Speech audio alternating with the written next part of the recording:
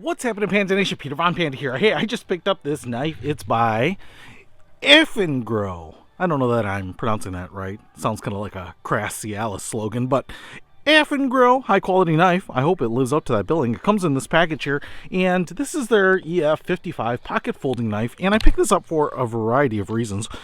Looking for a good knife to accompany me on my next camping trip here, and the big thing about this is that it has a G10 handle. I've never had a G10 handle on a pocket knife before. I don't know, it feels a little bit like a nylon or something like that. It doesn't really feel like that different, but it has maybe just a little bit of texture, you know, almost like a little Kevlar look to it. So you can kind of tell that it's a synthetic man-made material, but especially if you're going outdoors, rain, weather, you know, get dropped into a river or whatever, you don't have to worry about something slipping around. I used to have little plastic handles on the Swiss Army knives when I was growing up, and those would get really slippery. And then it looks like we have the tool to remove this little pivot point right here, because it looks like you get this tool with this little triangular shape that fits that. So that's kind of what I think that is. Now, this is actually a pretty big knife. I'm actually impressed with it. Total length, 8.9 inches when open. Blade length, 4 inches, well 3.9, and the handle length is a 5.1 inches. So what I really like about this is it's a pretty substantial knife. So many times I get these little pocket knives and they are really pocket knives. So what I also like about this is it's a carbon steel blade, so it should just work really well, be super durable. You can probably also use it on a striker to light a match. And one of the things that I really like about it is the thumb button here, so that I can open this up with my thumb. It's got a really nice, smooth mechanism. You can see this safety lock right there, so locks in place. Pretty easy to close back up, but it's really got a cool thumb button. Matches the design right there. And then you can see here, the side is slightly scalloped. It's got a pretty sharp cut indentation there. A little bit of the squared off, almost Panda-like blade. Seems pretty sharp. And the blade thickness here is 0.16 inches thick, so pretty substantial. Like I said, I feel like it's almost stronger without the little cut right there, but it's there.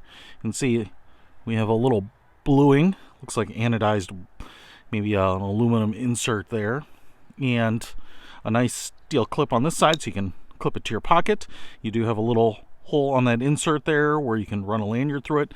Some knurling down here to get your hand on. It does have a little bit of a finger groove right here, so you can get control of it. And then, like I said, nice serrations on the back here, so you should have really good ability to pressure the knife and good control over it. Like I said, it fills out my hand great.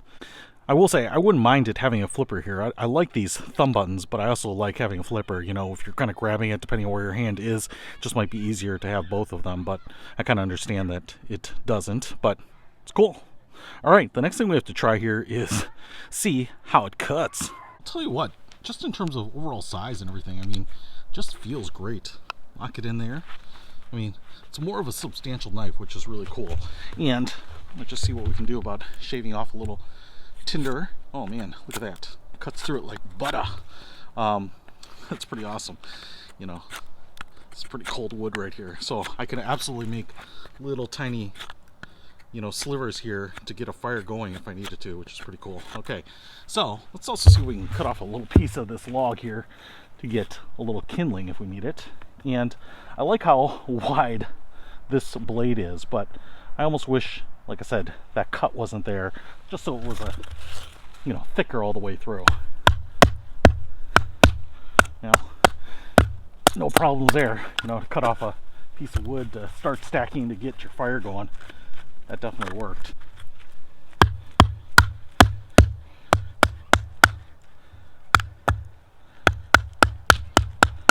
Yeah, look at that. Kind of take a beating too, so pretty nice. I'll tell you what, I'm really impressed with this. I guess I'm surprised at how much I like this knife because of the size, because of the build quality. It seems really durable. It seems like it can take some abuse, and it's really inexpensive. I think $23 or $24 for this knife. So a really good value, I think, too. If you want to pick this one up, I'll put a link to it in the description below. Peter Von Panda, out.